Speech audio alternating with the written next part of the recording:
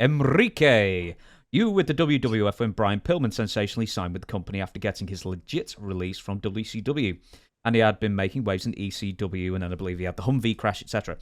He was deep into loose cannon territory at that time, and I've heard he practiced the character 24/7.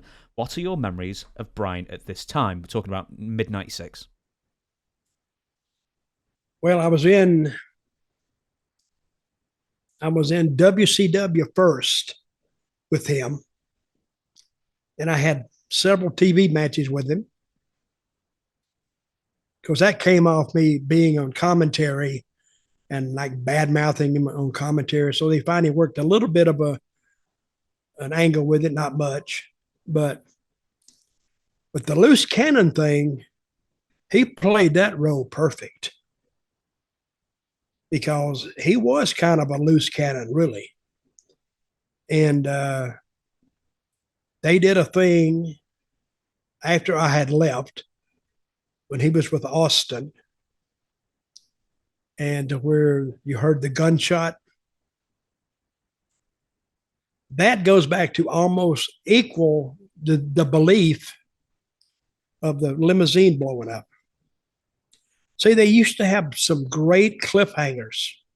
What happened? What happened? What happened?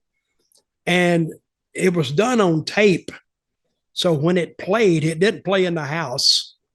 I mean, it played in the house.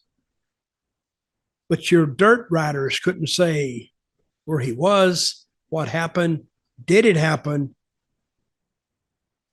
So that was one of the. I remember that clearly, and I went, and I didn't say, "Did he shoot him?" I said, "Man, that's a hell of a way to end it," because now I'm interested. Now the guy down the street is interested. Now everybody knows, no, he didn't get shot, but they say, "Well, wait a minute, I heard a gunshot." Are they not saying it? That's where you want to get fans, to where they're questioning whether it's real or whether it's not. I call it the Twilight Zone. If you can get them in that Twilight Zone, you can almost do anything. Do you remember Edge? Was it Edge? And who was the girl he got on TV in the bed, in the ring? Lita. You remember that? Very clearly. I had the live feed because in the replays, there was a bit of bitty, a bit of booby that showed on the live feed. And in the replay, there wasn't. So I got the live one, which I was quite pleased at as a 19-year-old at the time. And it just roped them in. And they said, no, they're not doing it. But yet, at the same time, WWE had that edge to it. Did they really, really do this? And you're thinking, they're not going to do that. But you know what? The USA Network nearly threw Raw off the air after that, apparently. That's bullshit, too. You think? Oh, they say that. They say that to make a position to their loyal viewers that we don't really advocate or support what we saw and what WWE did, and you can rest assured that you were never ever. They got to. You think they're going to throw off a property that's making them like 50 million a year or whatever they made? They're not going to do that. They're just giving it tongue service or word service just to pacify the people that the cancel culture. But and you said just last week that like Stephanie put out that announcement, or WWE put out the announcement about Stephanie, then put out about Vince. They just give it word service. So that's just what they did about trying to kick off WCW. It's just words. They're not going to do nothing.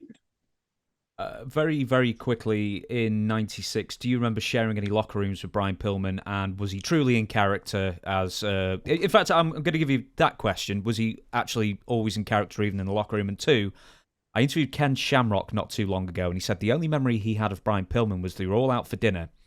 Him, Steve Austin, Brian Pillman, a few others.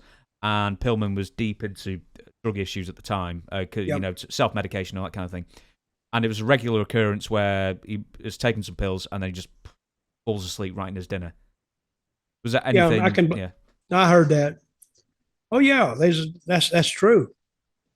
He had a severe drug problem, and I don't know if, and this was after I think they got the drug policy, because, but yet he could have taken painkillers that he could have been prescribed for, and WWE couldn't have touched him anyway, because he had prescribed medication for whatever he was taking that knocked him out.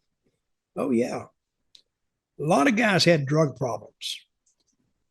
And we talked earlier, and we may have talked on the show, the white line fever. Yep.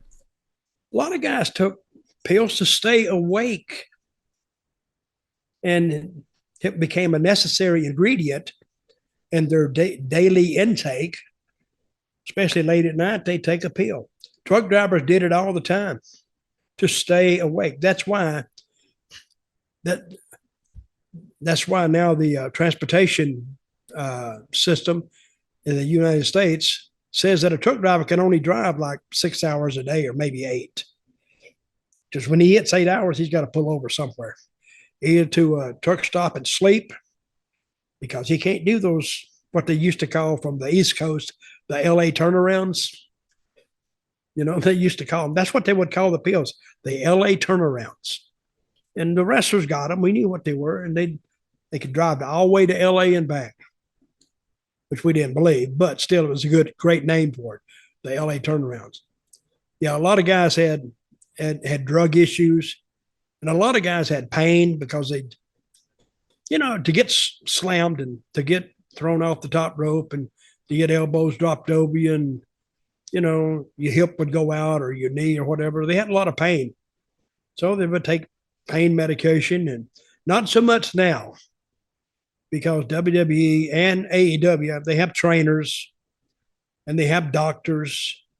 I've worked for every company I ever worked for up to WWE. They wasn't a trainer in the building. They wasn't a doctor in the building. If you wanted to go to the doctor, you better get a phone number and call it before you get there, because there was not one on the premises. The company wouldn't hire one, too expensive.